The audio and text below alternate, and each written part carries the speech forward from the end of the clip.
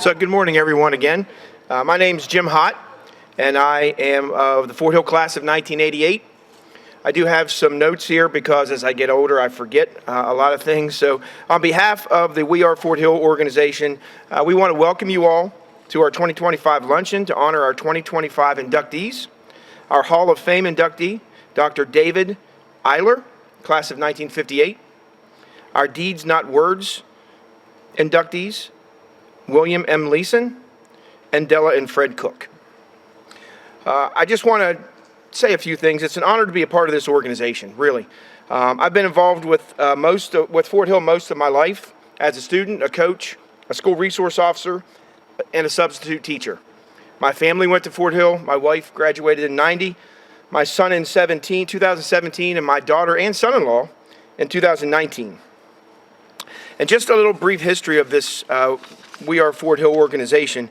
Many years ago, when I was a school resource officer here, in one of my conversations with one of the assistant principals, Dr. Ben Brower, we were talking about a way to celebrate the students of Fort Hill and what they do and what Fort Hill does for this community. And it was a small conversation. And during that conversation, I believe it was Dr. Brower said, you know what, let's call Mark. And many of you know, I don't even have to say the last name about Mark Mangus, but we called Mark. And because we called Mark, we're all here today.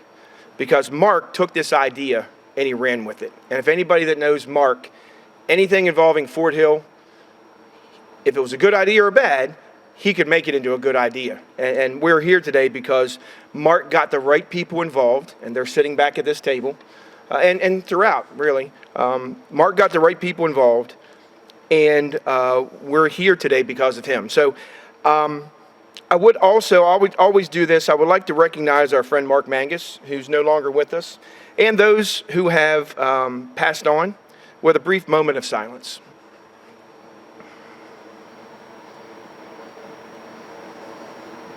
Thank you.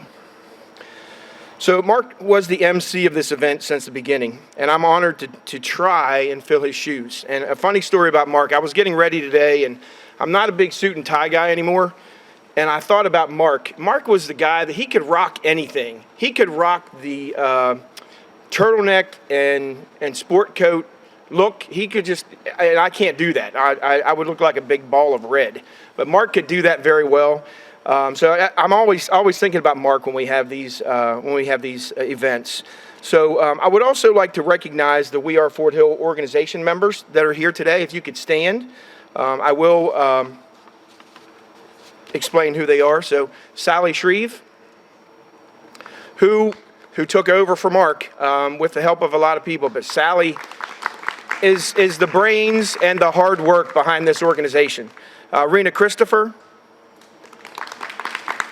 Ellen Arnone, Mr. Harvey May, over there, Jim Combs,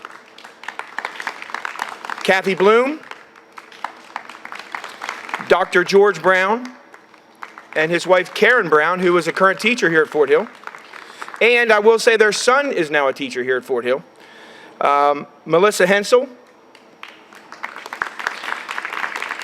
as well as myself, and Linda Mouse and Jaleel Moore, who couldn't be here with us today. I'd also be remiss if I didn't say the principal, Miss Candy Cannon, who is also the brains behind this school and one of our and part of our committee and does a fantastic job. I can just tell you from my experience, she is the right person for this job at this time. She is fantastic. So thank you, Dr. Cannon.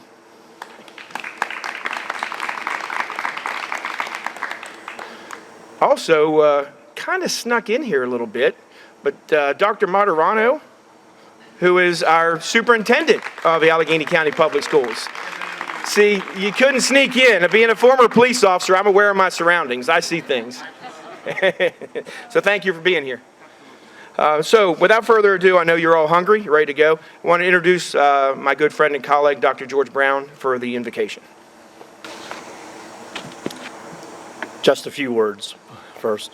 I was just telling Dr. Leeson that his father, William Leeson, was absolutely one of the top 3 teachers I had here at Fort Hill High School.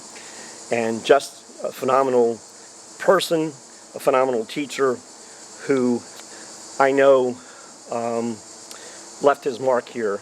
And for those of you who have been coming to these dinners for the past several years, there are a few names, teachers' names that you hear all the time. And Bill Leeson is one of them. Just wanted to let you know that. So let us bow our heads for the invocation. Holy and eternal God, we ask that you be present today as we celebrate the lifelong achievements and service given to your world by those we recognize and honor today. We give you thanks for the grace that you graciously offer to your people of every time and every place. We especially give you thanks to all those past and present who have been guided by you to mold the lives of David Eyler, the late William M. Leeson, and Fred and Della Cook. We know that your grace is endless for those who seek to do all that is good in your world.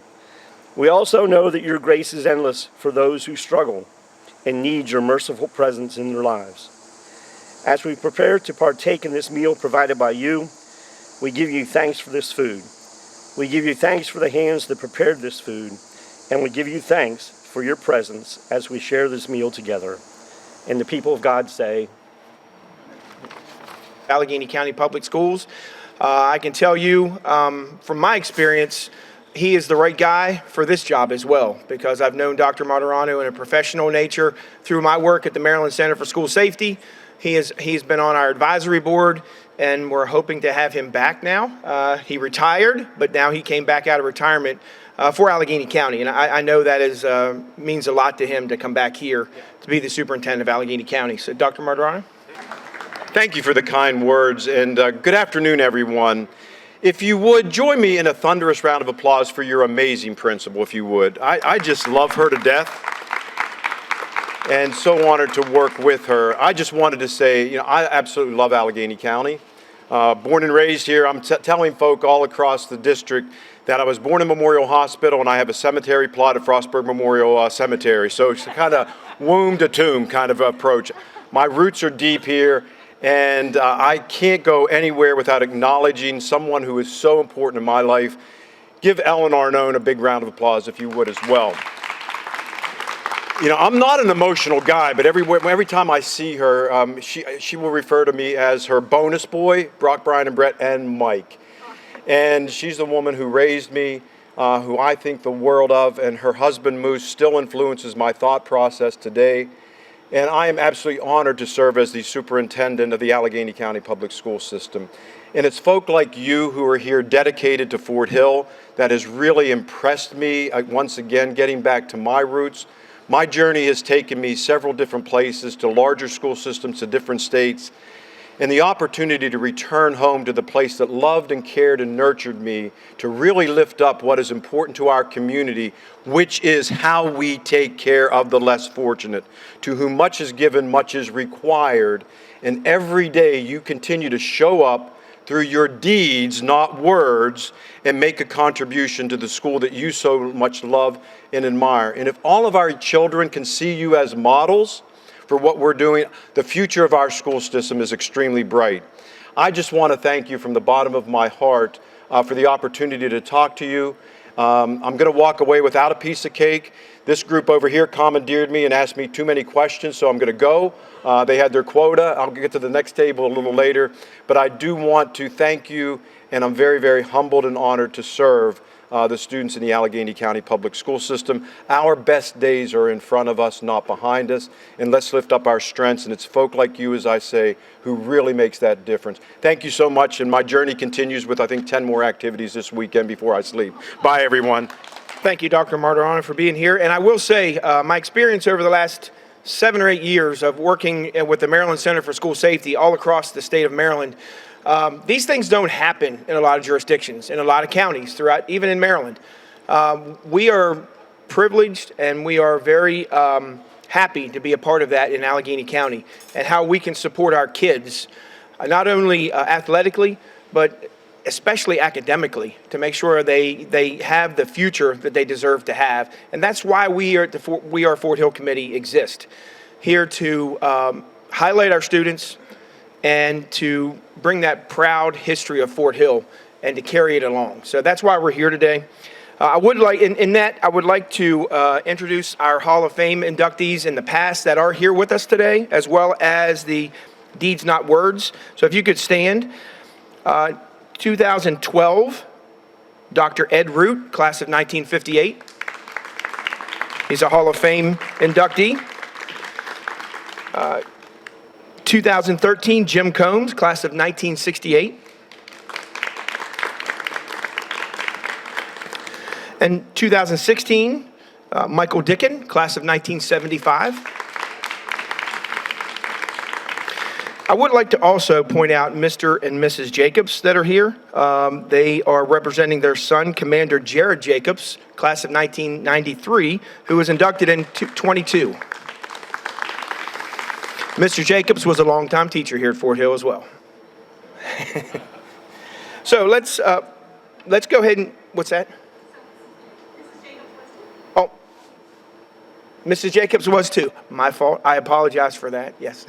Sorry.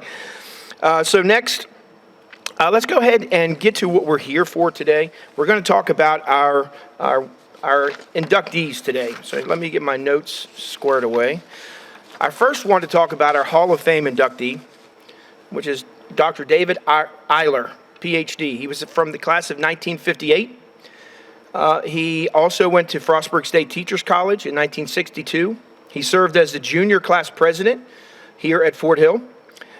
He was commissioned as a second lieutenant in the Air Force, and he left active duty in January of 1966 and enrolled in the University of Maryland, where he earned a master's degree before returning to Hawaii to teach and marry his wife of nearly 60 years, Rosemary. He next accepted a counseling position at Blue Ridge Community College in Virginia. In 1971, he completed his Ph.D. and became Dean of Student Services. In 1983, he became the Associate Director of a program at the National Center for Higher Education, where he designed and implemented programs that integrated military training into degrees offered by member colleges around the world. Dr. Eyler authored a number of career, workplace relationship, and small business books for major publishers. He continued his U.S. Air Force Reserve career in Washington throughout the Pacific and ultimately commanded at Langley Air Force Base in Virginia. His unit supported the HQ Tactical Air Command. He retired in 1988 from military service as a lieutenant colonel, and his college career retirement followed in 2001. He and his wife Rosemary enjoy the farm and 1800s farmhouse in Shenandoah Valley that they've restored over a period of 50 years. So accepting for Dr. Eyler is Hall of Fame inductee himself, Dr. Ed Root.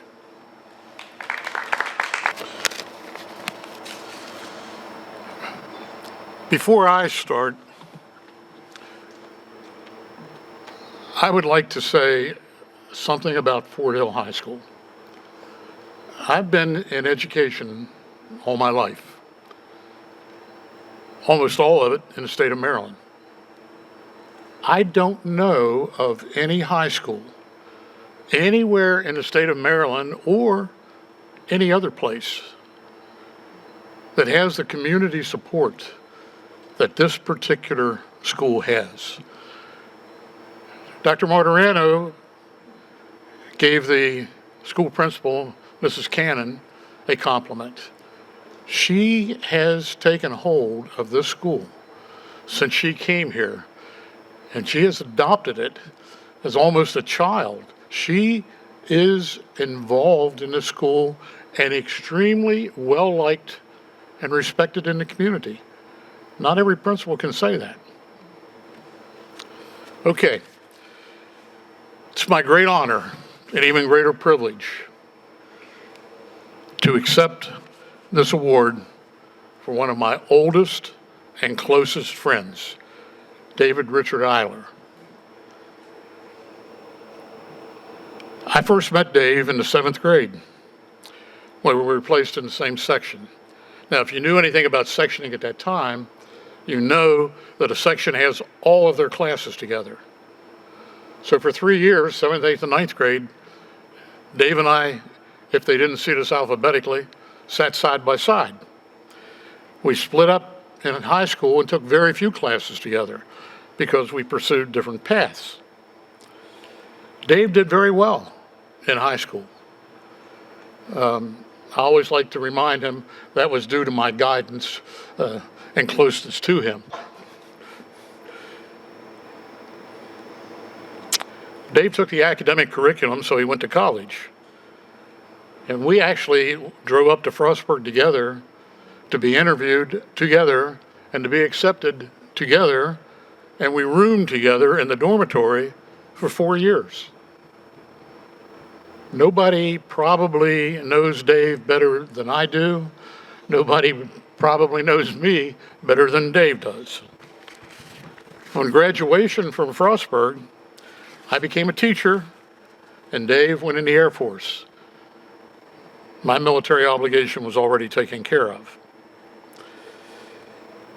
Like everything else Dave did, he did it well. And when he became a second lieutenant in the Air Force, he was in charge of the first aerial reconnaissance of North Vietnam. He was in military intelligence. And he spent his whole military career in military intelligence. 4 years later, Dave and I reunited to work on our doctorates together at the University of Maryland. And of course, we roomed together. Dave was on leave from Blue Ridge Community College, and at the end of that year, he had to return. So he was delayed getting his doctorate by 1 year because he did it part-time and commuted from down below Harrisonburg to the University of Maryland every week, several times a day. While he was at the university, he joined the Air Force Reserve and was assigned to an intelligence unit at the Pentagon. Now, he didn't talk much about that, but I got a little bit here and there. He traveled a lot for the Air Force, way beyond a reserve officer's requirements. And he had some very interesting stories to tell, like not being able to get out of South Korea because 3 armed guards arrested him. But he got out. After 12 years at Blue Ridge, most of it as dean of students, he changed jobs and melded his military experience with his academic experience. He worked at the National Center of Higher Education. I know it as service members. A lot of people who have bachelor's degrees or master's degrees owe that to Dave because he was a pioneer in getting people in the military college credit for their training and experience.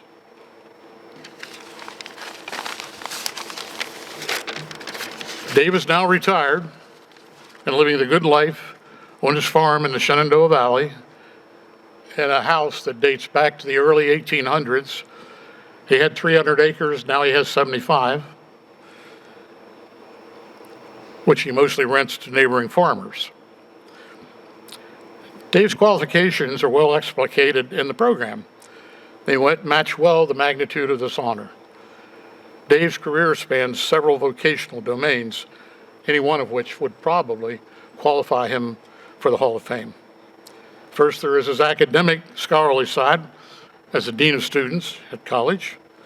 There's his military side, where he started as a second lieutenant and ended up as a lieutenant colonel.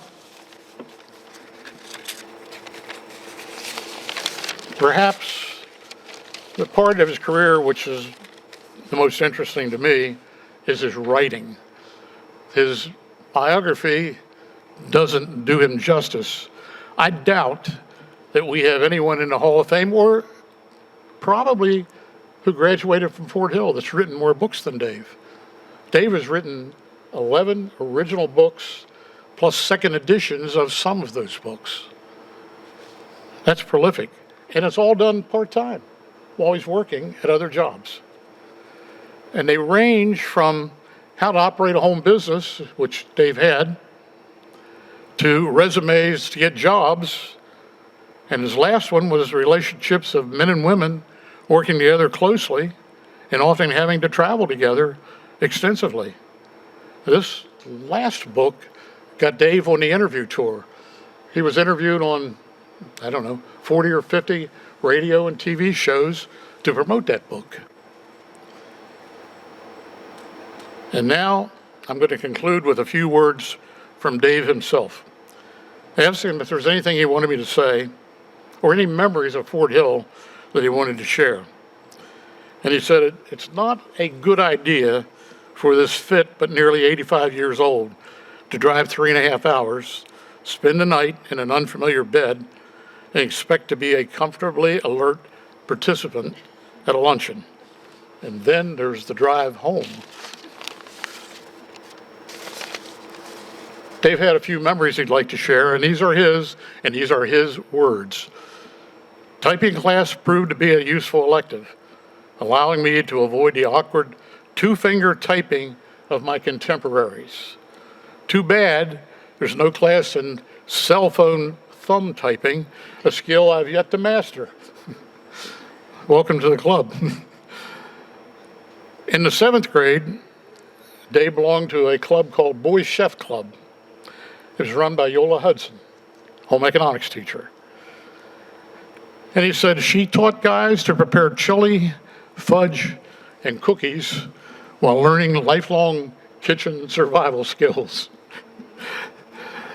Finally, and then he threw in a word about me, those of you who have known only the post-growth spurt Ed Root.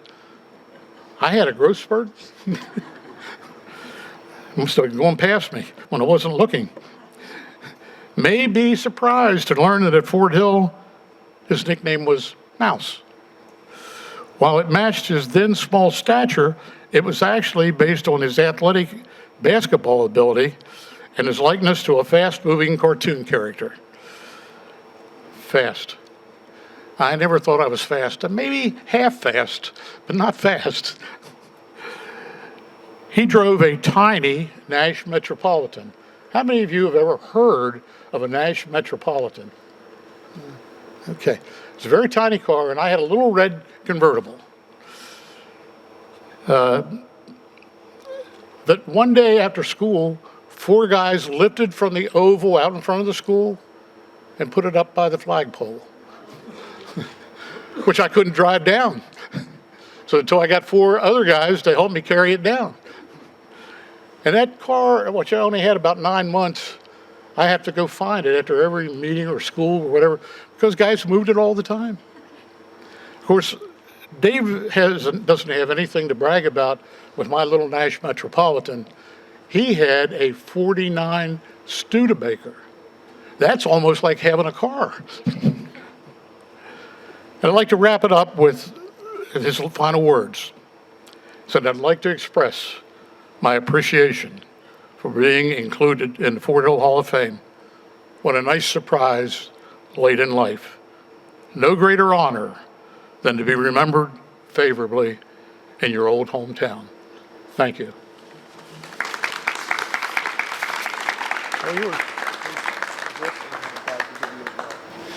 Thank you, Dr. Root. And now I have to move the microphone up because of his nickname, Mouse, I guess.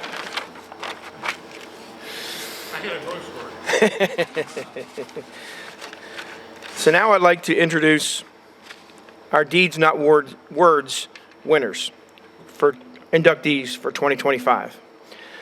First, I'll start off with William M. Leeson. He was born in Fairmont, West Virginia in 1927, completed high school, and entered West Virginia University. His undergraduate education was interrupted by a tour of duty in the United States Navy as a medical corpsman. He returned to the university and earned an AB and MS degrees, majoring in botany. He had postgraduate work at the University of Iowa, and his master's thesis focused on the native flora and the WVU Arboretum. In 1952, he became the first director of the Arboretum and oversaw horticulture plantings and educational development. In 1954, he began teaching right here at Fort Hill High School, focusing on classes in advanced biology, genetics, and physics. He later became head of the science department. He enjoyed working with young people and was dedicated to teaching, simulating, and insightful classes. He enjoyed counseling students in their career choices and was in charge of several bus trips directed to the Bull Planetarium in Pittsburgh and the Smithsonian in Washington, D.C. He served as co-advisor to the Student Council and initiated programs such as voting machines for school elections and Red Cross blood donations. The Sabre Yearbook of 1975 was dedicated to him. His early retirement in 1982 resulted from cardiac problems. He was a strong advocate for the Boy Scouts of America and achieved the rank of Eagle Scout. He was always interested in ornithology. He was a member and past president of the Allegheny Bird Club. For many years, he served on the board of Operation Gateway, promoting tourism in the county. And after retirement, he was a volunteer for Meals on Wheels. As an enthusiastic supporter of the West Virginia Highlands Conservancy, he was committed to the preservation of the natural areas of West Virginia, especially Cranberry Glades and Dolly Sods Wilderness Area. He was married to his devoted wife, Lena, for 51 years, and they have 2 children. He passed away in 2000 and is interred at the Rocky Gap Veterans Cemetery.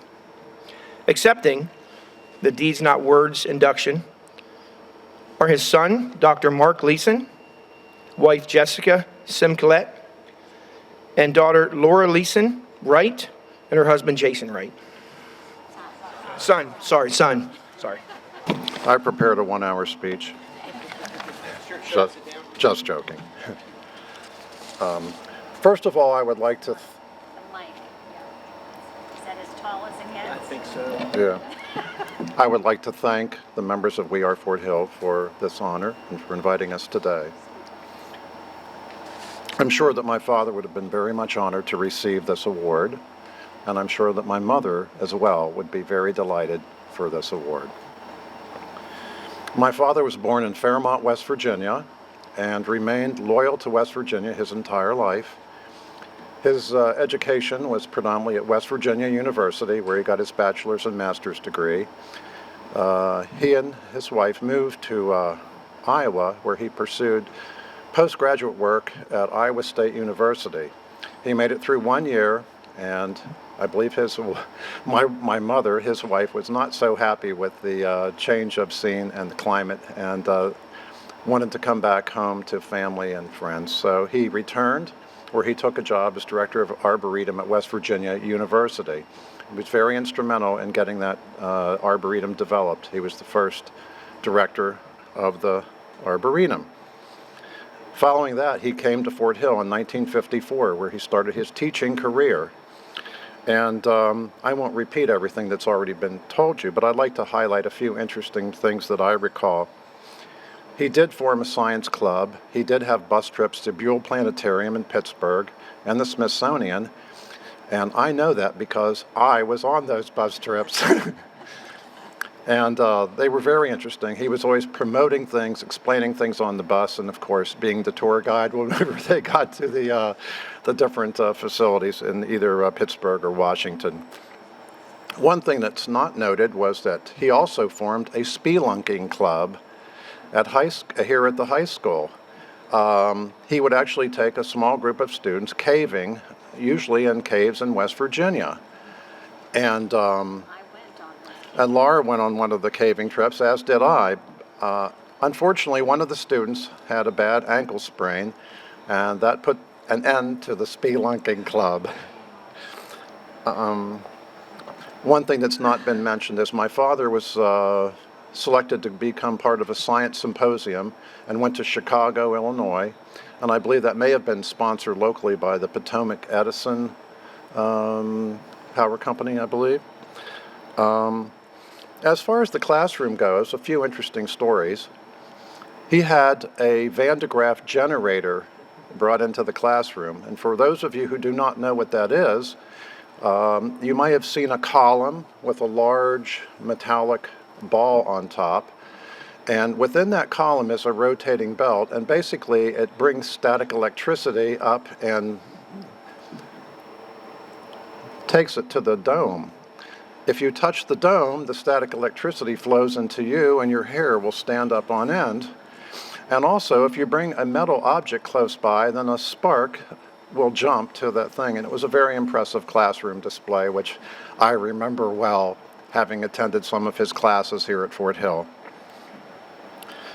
He was very interested in genetics, and to support his classes and his work in genetics, he bred fruit flies, Drosophila melanogaster, which I'm sure all of you know that name. That's the genus and species. Of course you knew that. These fruit flies had different variations in eye color as well as wing structure. The ones with the small deformed wings, the vestigial wings, were of special interest to me as a child. He raised these at home during the summer months and then had them breed, during the classroom days. And breeding the different types of fruit flies would allow you to track the different genetic patterns of, characteristics carried forward. He also used mice. So we had white mice, black mice, and brown mice called agoutis. And these were bred also in the classroom to show, genetic inheritance characteristics. During the summer, he would bring the mice home, and we would keep them at home during the summer. He had them in tubs with screens on the top, and they were separated out so that they were not interbreeding. The white mice were here, the black mice were here, the brown mice were here. So it was segregation, yes, it was, I have to admit it. The screens on top, unfortunately, were not heavily weighted initially in his experience with this. We had a family room in the basement with a fold-out couch. And my mother's parents came and stayed in the basement on the fold-out couch in the family room. And the night that my grandmother and grandfather were there, the mice, who were adept jumpers, jumped and knocked the top of the screen off one of the containers, and the mice got out, and believe it or not, one of the mice actually found its way from the working side of the basement somehow into the family room and crawled up into bed with my mother's mother, my father's mother-in-law, and she shrieked, woke everybody up, and said, "Well, Bill, I guess I really know how you feel about your mother-in-law." So anyway, he was very interested in weather, meteorology, and he would have weather reports in his classrooms on a regular basis. He watched Louis Allen, who I believe was on maybe WTAE Channel 4 out of DC. I couldn't swear to that. But he watched Louis Allen regularly and followed all the frontal systems, the high and low pressure systems, and plotted all these graphs and charts in his classroom so that he could inform you what the latest weather report would be. And that was one of his interests there. As the co-advisor for student council with Mildred Watkins, and I remember her as well, he worked with the student council, as I said, and the Senate. And he was interested in bringing student government and promoting democracy within Fort Hill High School, and the voting machine project was one of their big things. But of course, voting machines are expensive, and there has to be some kind of a fundraising mechanism in place to fund these things. Well, let me tell you, that popcorn machine that you saw in front of the gymnasium was coveted by Miss Watkins and my father, because that was the money-making machine that helped bring the voting machines to Fort Hill High School. One thing my father was not excited about was selling tickets for football games. Jessica and I appeared at Greenway Avenue Stadium last night to be announced at the pregame ceremony. And my recollection was pine trees, a little walkway, and a small ticket booth on the hillside right above the current entrance now that's been completely redone. And my dad would have to work in that ticket booth as a responsibility of being a faculty member, and I would sometimes go with him, but I always remember he was not excited about selling tickets for the football games. It was interesting to see the new stadium. It certainly has changed since I was a young boy. Whenever the track was cinders, There was real grass. The visiting team bleachers were open underneath, and if you dropped something, it was probably never to be seen again. My dad had a real interest in the outdoor school that was present, and students had an option to go to the 4-H camp, it was basically, in Garrett County. Ken Hodgson, as I recall, was the teacher locally that really was directing that effort. But my dad loved to go there and teach in an outdoor setting and teach biology, ornithology, and other aspects of the natural world there. I Googled my father and Fort Hill High School this past week, and I came up with a prior page from one of these ceremonies in the prior year, and that was a Hall of Fame story that apparently appeared in the Cumberland Times News. And one of the recipients was Keith McDaniel, class of 1976. I did not know Keith McDaniel, but I wanted to read the introduction. Although Keith did not move to Cumberland until his sophomore year of high school, he was very lucky to be taken in by a wonderful group of friends and several outstanding teachers. He was especially attracted to science by teachers John Van Akkeren, chemistry, and William Leeson, physics, and moved on to study organic chemistry at Gettysburg College, etc. He went on to work for AbbVie and had multiple patents and many reviewed scientific articles. But I felt that was very interesting that I could find this on the web after all these years. My dad had a real interest in the students who showed promise in science and wanted to go beyond their high school education, and he was very sincere in his willingness to mentor them and encourage them. John Van Akkeren, who was mentioned in here, was a fellow science teacher. He was much younger and came on under my dad's tutelage, and they became very good friends and actually traveled to Hawk Mountain together for birding and other activities. I'm happy to tell you that John Van Akkeren and I remain friends to this day. John has visited our home in Pennsylvania, and I talk with him regularly on the phone every month or two. He now lives in Port Townsend, Washington, where he continued his teaching career, and he is now retired.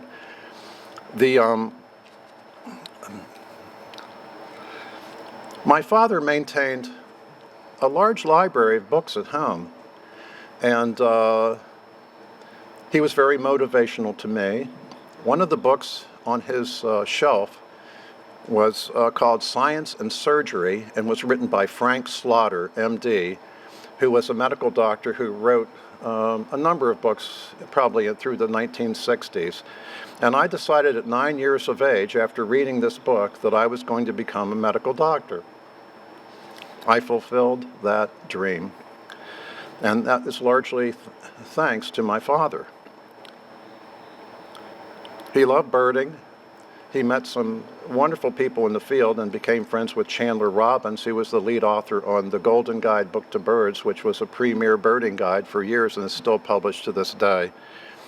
He loved maps. He loved travel. We had many family vacations, pulling a tent trailer to Colorado, Glacier National Park, Yellowstone National Park, etc. Unfortunately, health issues, coronary artery disease, cut his career short. At his memorial service, Honorable Fred Scher, who unfortunately could not be here today and I look forward to seeing, spoke at my father's memorial service, and I was looking forward to talking with him and thanking him for his kind words at that time.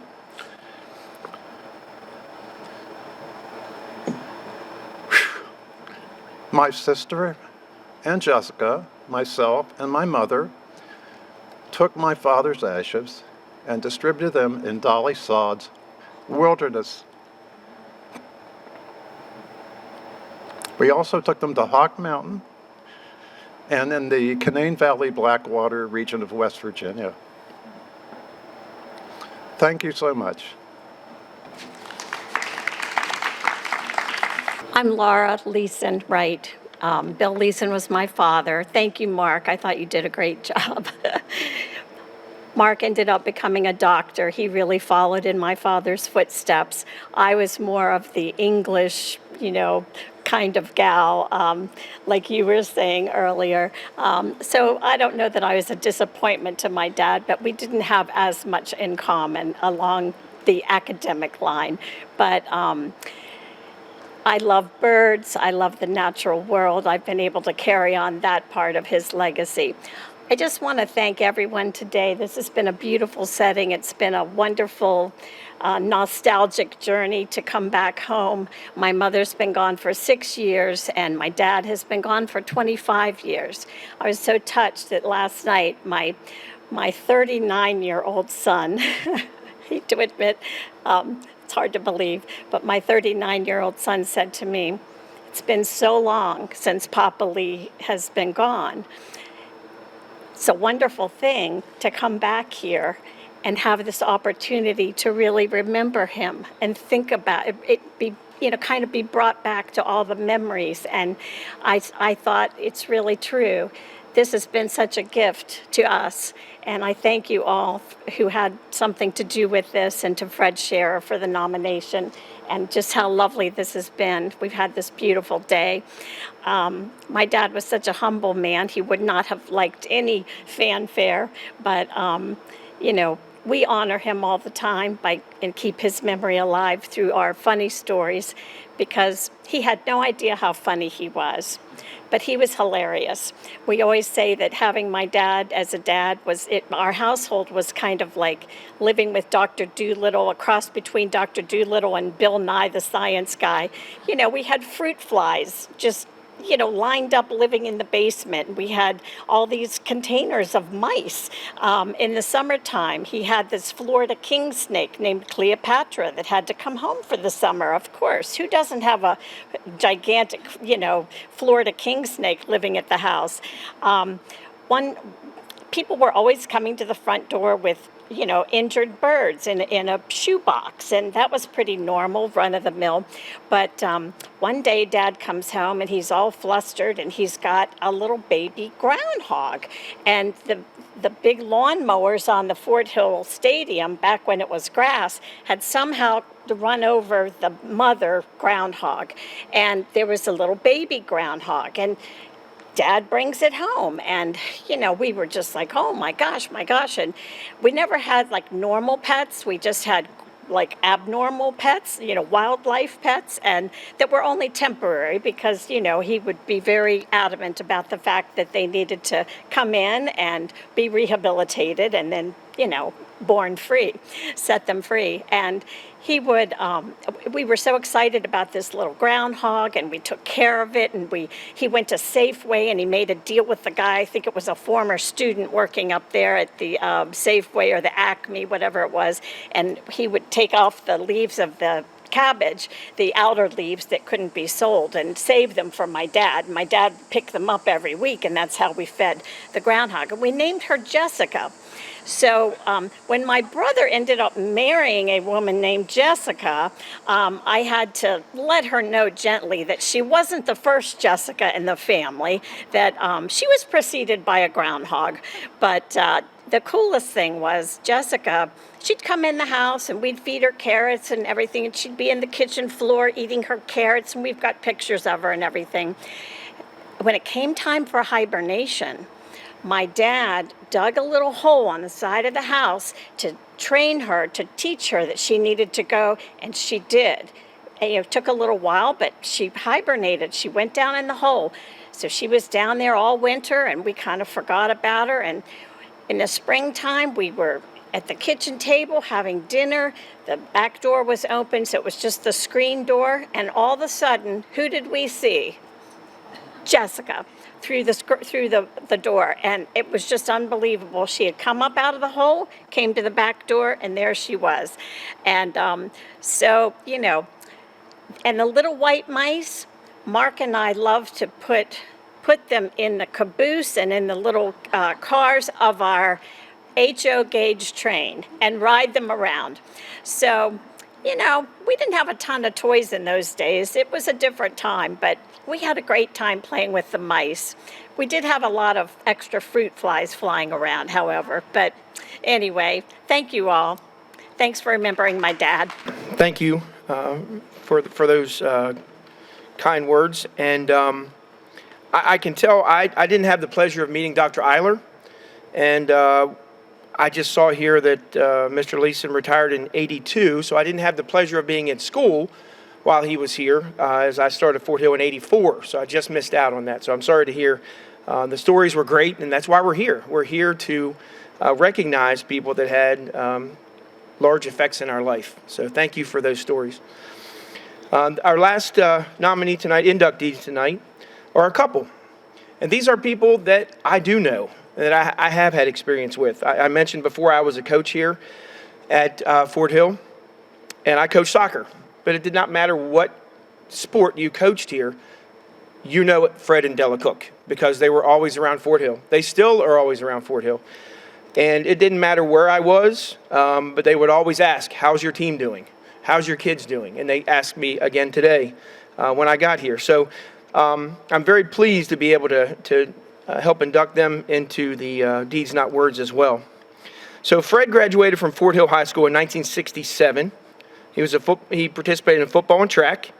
Della graduated from San Angelo Central High School in Texas in 1966. After graduation, Fred served in the United States Army in Germany and then retired from the Carpenters Local in 2011. Della, which I didn't know, this is impressive, who was the first female manager of a Little League team in Texas, retired from Biederlack. They met in Wisconsin in 1986, married in 1987, and moved to Cumberland in 1988. And Della says, at that point, I adopted Fort Hill High School as my alma mater when I moved to Cumberland. And that she did. Yeah. In 2004, Fred started running, and he qualified for and ran the famous Boston Marathon. He also ran the longest standing ultra marathon in the world, the JFK 50 miler. With Fred's background in running, he desired to give back to the community and came up with the idea of the Cumberland City Mini Marathon to benefit the renovations at Greenway Avenue Stadium. You may not realize it by the looks of me, but I did participate in a few of them. Wasn't anywhere close to the finish line, but I did participate in a few of those. With Della's encouragement and support, they worked with others in the community to see the Cumberland City Mini Marathon come to fruition. Now, due to some circumstances beyond their control, the Mini Marathon was discontinued. But on August 9th, 2025, this year, Fred and Della directed the Walk a Mile for Old Greenway. The event held within the stadium had over 150 participants. In 2019, Fred and Della joined the Greenway Avenue Stadium Capital Improvement Fund Committee, and working with the Allegheny County Public Schools, they have raised and secured funding for new home and visitor bleachers that are ADA compliant, new field turf, a new 8-lane track, a new sound system, and new lighting. Fred and Della have donated instruments to the Fort Hill Band, financially supported the Fort Hill Scholarship Fund, and continue to support any curricular and extracurricular activities that they can. They have one daughter, Jennifer, and one son, Jan. Fred and Della, congratulations. Well, I didn't see this coming. And what we do for kids. And we do it together. I do the lifting, she does the talking. So I'm going to step aside and let her address you. I'm not a public speaker either, so all I can say is whenever we came back here in 1988, we started coming to Fort Hill football games and everything because he had graduated from here. But little did I know in 2004 when he started running from cancer, that it would lead to this day. And we are just so humbled and so thrilled to be a part of this community. It just touches my heart to see so many people who care about all our kids and not only say it, but show it. Thank you. Thank you, Fred and Della. So I have just a few more comments before we end today.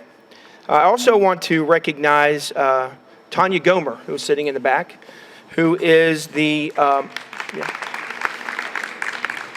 she's the new community schools coordinator here at Fort Hill. And I have to say, with Tanya being here and placed at Fort Hill, excuse my English, but you ain't seen nothing yet. Tanya's a go-getter. When she decides to do something, it's all out. And I think you'll see some definitely positive change for the students here at Fort Hill. So thank you, Tanya.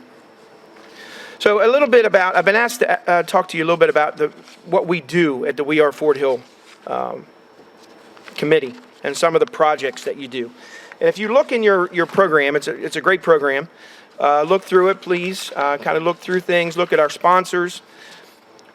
But for many years, we've been supporting the students at the Shining Stars, Rising Stars breakfast and the Pride recognition ceremonies. We've organized senior signing days to encourage seniors to commit to having a productive final year at Fort Hill. We've inducted outstanding Fort Hill alumni into the Fort Hill Hall of Fame, honored members of the community with deeds, not words, as you've heard today. We've contributed to the Fort Hill Christmas endeavor, which I hear is going to be even bigger this year. Providing finances for the new carpet in the auditorium. That was brand new this year. And you see that in the auditorium. It looks fantastic. We also have a Facebook page, We Are Fort Hill Organization. Dr. Brown runs that. We've also provided financial donation to the Greenway Avenue Stadium Capital Improvement Fund. And recently, we helped to put up a gate around the Veterans Memorial on Greenway Avenue. That the gate will be closed during some events here. And the reason is we had some people going into there and trying to stand up, and unfortunately they were standing on some of the memorials. So we've installed a gate that is closed during events, but open at other times for others to go in and memorialize those from Fort Hill who were veterans. So what can you do to help? And that's what we're here for also. Nominate, nominate, nominate. We need nominations for these prestigious awards. Attend our Hall of Fame luncheon. Come back and see us again. And keep informed of the happenings that's going on the Hill. Become a sponsor. You can see our last page. We have their sponsors. And we also have our contact information in that program, as well as the QR code to nominate and our nomination form. If you know someone you would like to nominate, please nominate those and send those in to us. We're always looking to highlight our former students and our current students here at Fort Hill. So thank you today for joining us. I want to thank our Fort Hill custodial staff, Principal Cannon, the student greeters who I was not able to thank them before they left, but thank them. They helped us clean up as well. And thank you to my fellow members of the We Are Fort Hill Committee for all the work you've done. And now I want to bring up Dr. Brown for the benediction. Once again, as always, just a wonderful affair. So as Jim said, thank you so much for being here. And I'll always think about your father. And I can remember you mentioned the weather. Gordon Barnes from Channel 9 when I was in school was the person he relied on every day. So, I mean, when you still have those memories, that tells you what kind of a teacher Bill Leeson was. So let us bow our heads for the benediction. Holy and eternal God, we again thank you for your good and everlasting grace. We thank you for giving us the time to gather to celebrate the grace-filled lives of those we have honored today. We thank you for your abundant grace that is shown to us each and every day, and we ask that you continue to guide us to do your will in all that we say and do. As we depart today, please let us be mindful. You are always present. We pray for safe travel for those going far and near. And the people of God say, Amen.